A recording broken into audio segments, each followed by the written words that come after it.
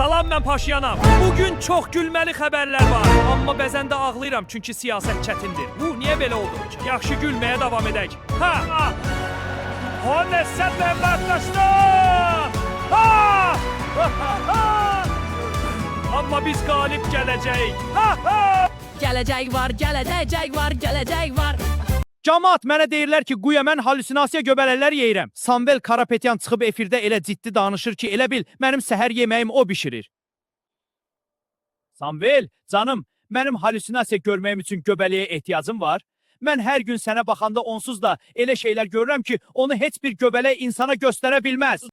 Mənə deyir ki, Nikol uçur. Ay rəhmətliyin oğlu, mən uçsam velosipedlə uçaram, o da səkilər düz olsa. Amma qərarım qətidir. Onu məhkəməyə verirəm. Hakimə deyəcəm ki, cənab hakim, mənə böhtan atıb, cəza olaraq mənə dediyi o tonlarla göbələyi gətirin bura. Vallah, o göbələkləri məhkəmə zalında Samveli elə məcbur yedizdirəcəm ki, axırda yazıq qışqıracaq.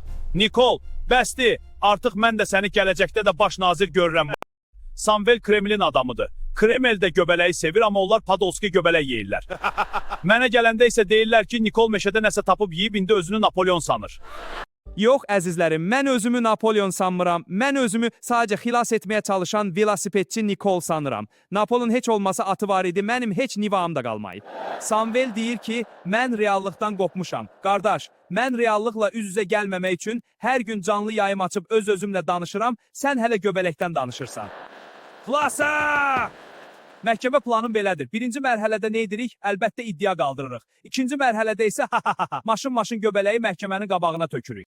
Və Samvel o göbəlləri yeyir. Və başlayır mən gələcək var şüarımı rəqs edə oxumağa. Gələcək var, gələcək var, gələcək var. Gələcək var, gələcək var, var. Gələcək var. Son sözüm, mənə göbələk yeyir. Deyənlərə bir sözüm var. Mən göbələk yemirəm. Mən sadəcə bu ölkənin siyasətini çiğ yeyirəm. Həzm eləmək biraz çətindir, ona görə bəzən üzüm belə turş olur. Sağ olun. Növbəti görüşümüz Göbələk və Samvel festivalında olacaq. Giriş pulludur. Pulları da velosipedimin təkərini düzəltməyə xərcləyəcəm. Buna baxın, özünü meşə beyi sanır. Nikol, mənə göbələk yedizdirmək üçün gərək əvvəlcə o velosipeddən düşəsən, ayağın yer tutsun. Sən millətə illərdir demokratiya adı altında elə xəyallar yedizdirirsən ki, camaat acından artıq səni göbələk kimi görməyə başlayıb. Məni məhkəmə ilə qorxudur? Ay bədbəxt, mən Moskvada kürü yəndə sən İrəvanda megafon gəmirirdin.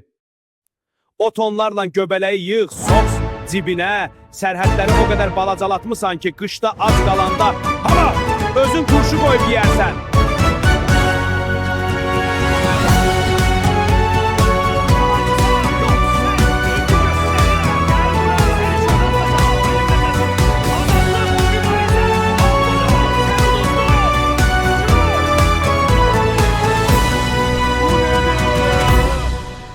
Düşmüşüm!